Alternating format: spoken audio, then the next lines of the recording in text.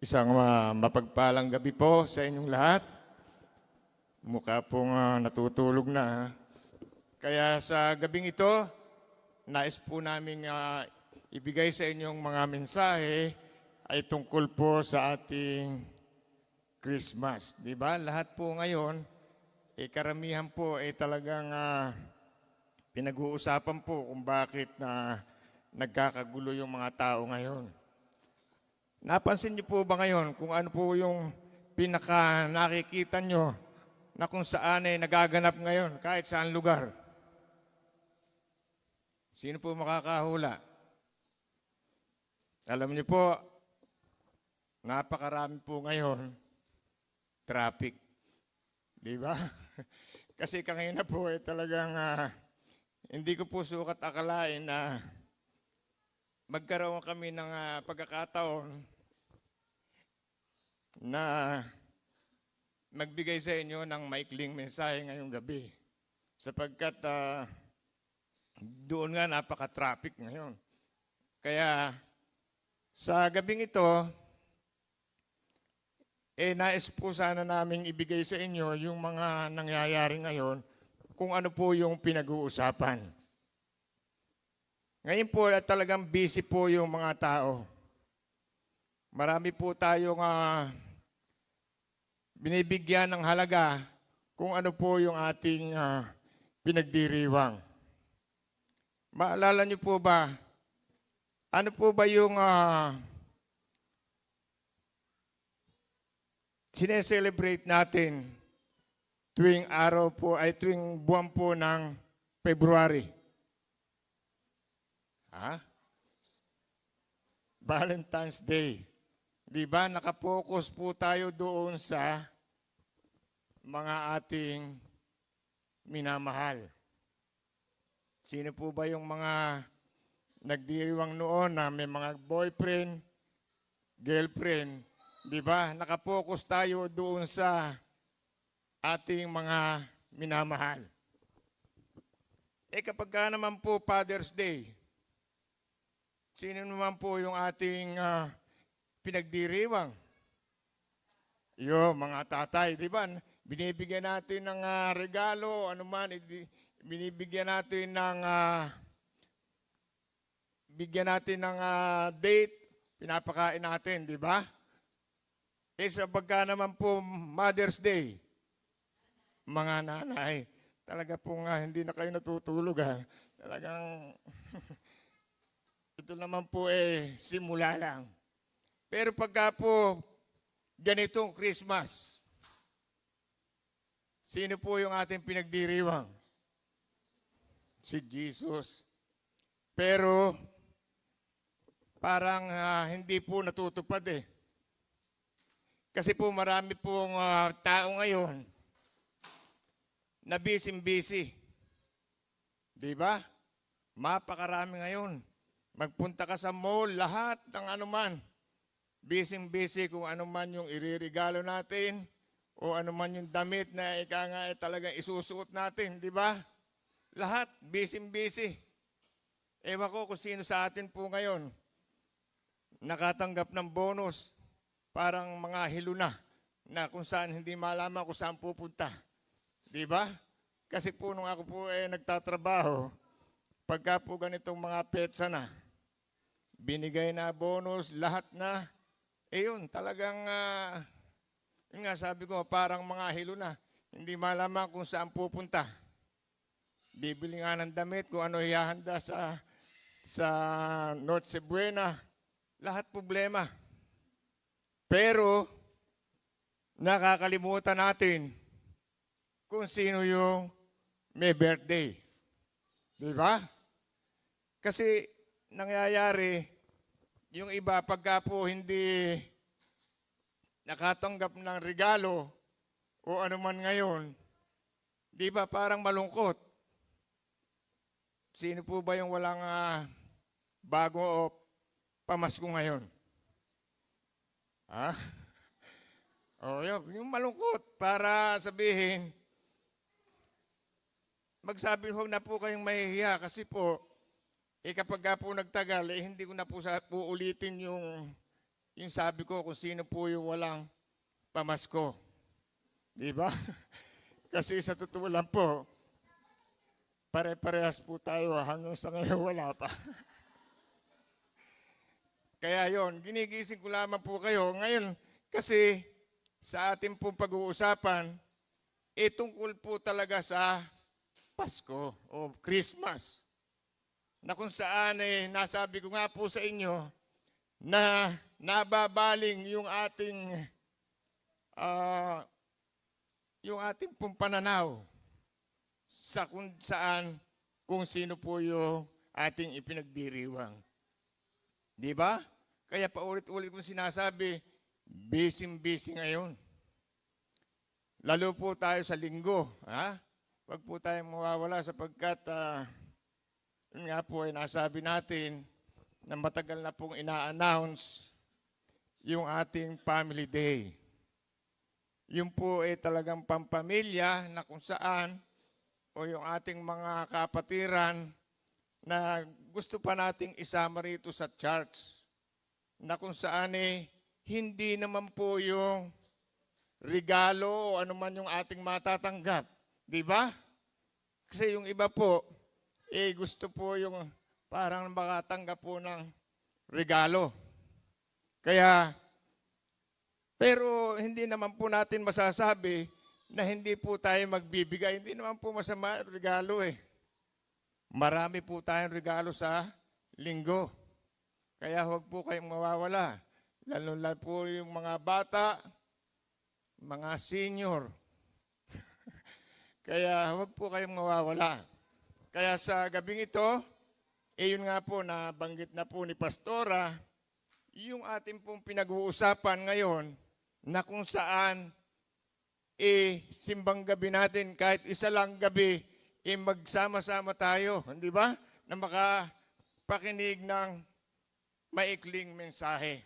Kaya sabi nga po, ngayon, ang akin lang pong mensahe, meron pong katanungan kung bakit may Christmas.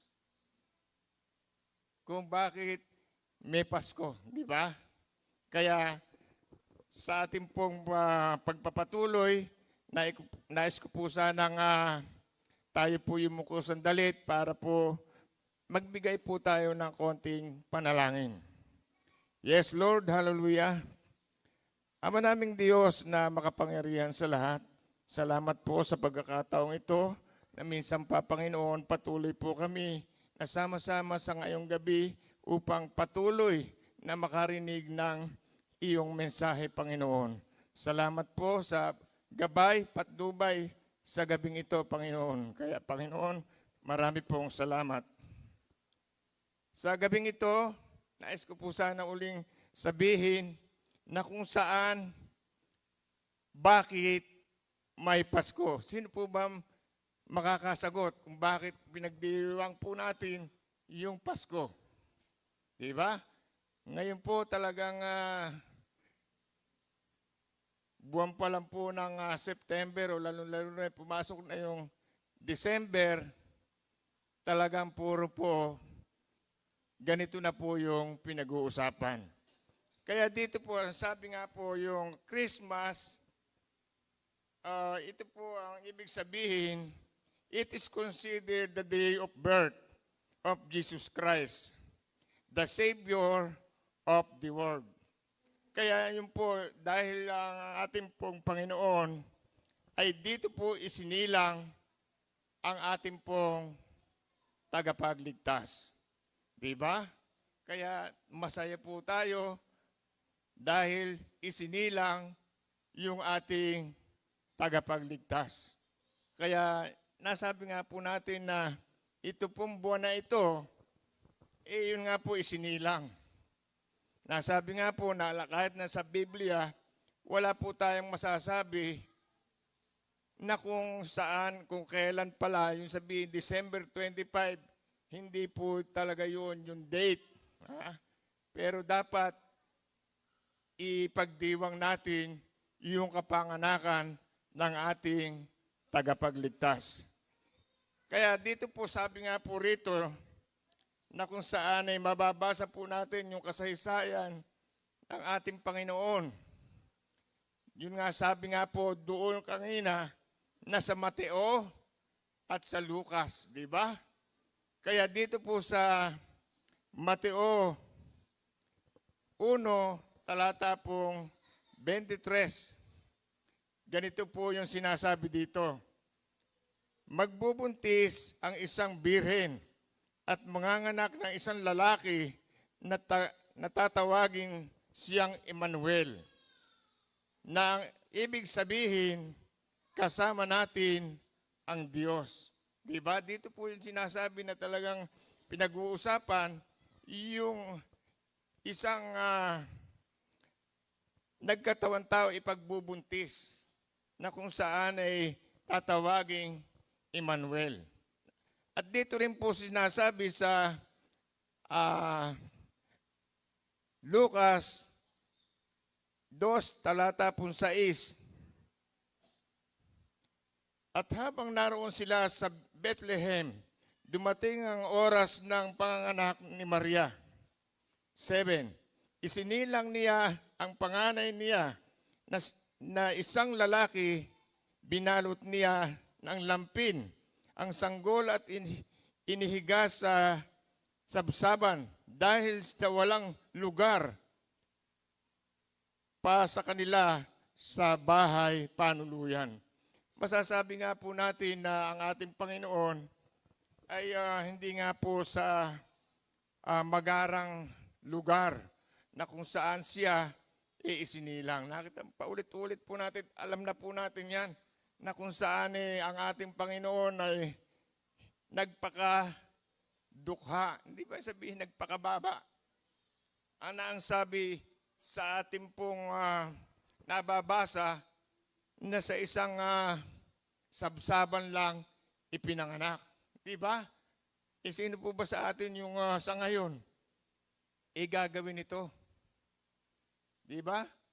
Antimano, nasa hospital tayo na kung saan talagang gusto po natin maganda, pero ang ating Panginoon, ipinakita niya ang pagkakababa niya na kung saan ay sa isang sabsaban ipinanganak. Kaya dito rin po masasabi na dapat po nating ipagdiwang yung araw po ng Christmas. Pati nga po ang sabi nga po dito, na pati nga po ang mga pantas ay nagdiwang din ng Pasko, na kung saan ay makikita po natin sa Mateo 2:11. Pagpasok nila sa bahay, nakita nila ang sanggol at ang ina nitong si Maria. Lumuhod sila at sumamba sa sanggol. Inilabas din nila at inihandog ang sanggol sa mga dala nilang ginto, insenso at pabangong mira. Kaya nga po masasabi nga po nila na kung saan ang ating pong Panginoon, pati po yung mga pantas, sumamba sa ating Panginoon. Gayon din po yung mga anghel. Sumamba rin po sila at nagdiwang din sila ng pupuri sa ating Panginoon. At nasabi nga po rito na sa Mateo talata pong 13 hanggang 14, na kung saan ay pagkatapos nagsalita ng anghel, biglang nagpakita ang napakaraming anghel at sama-sama silang nagpuri sa Diyos. Diba? Nagpuri po yung mga anghel, mga pantas, at gayon din po yung mga pastol. Nagdiwang din po sila, nagsabihin ng Christmas, at ang sabi nga po dito sa Lucas 2, talata po 15, na kung saan ang sabi, nang makaalis na ang mga anghel pabalik sa langit. Nag-usap-usap sila ang mga pastol. Tayo sa Bethlehem at tingnan natin ng mga pangyayaring sinabi sa atin ng Panginoon. Dito po sabi sa talata pong 16, kanyang nagmamadali silang pumunta sa Bethlehem at nakita nila sina Maria at Jose na ang sanggol ay nakahiga sa sabsaban. Punta po tayo sa talata pong 20. Bumalik sa parang sa lugar na pastol, nalabis ang pagpupuri sa Diyos dahil sa kanilang manaririnig at nakitang ayon sa mga sinasabi ng anghel. Kaya dito po sa atin po, kahit po anuman po yung kanilang pastol, anghel, o mga pantas, talagang nagpuri po sa ating Panginoon. Kaya sa gabing ito, kahit po maikli yung ating mensahe, pinapaalam po natin na ang ating pong Christmas, yun pong hindi po yun, ang sabi po nga po, hindi po ituon natin sa mga bagay na kung saan naililigaw po tayo. Hindi po natin na nabibigyan ng atensyon kung sino po yung ating pinagdiriwang. Di ba? Kaya sa gabing ito, nais ko po sanang sa inyo sabihin na yung pong ating pagpupuri sa ating Panginoon, hindi po yung minsan lang. Patuloy po yun ang ating pong pag-alala sa ating Panginoon. Patuloy, hindi po minsan lang. Kaya patuloy po yung ating paglilingkod sa ating Panginoon hanggang sa dumating ang ating Panginoon. Amen po ba? Kaya salamat po sa gabing ito. Sa maikliing mensahe ay nais namin pong ipaalala sa inyo yung pong meaning ng Christmas. Salamat po at magandang gabi po sa inyo.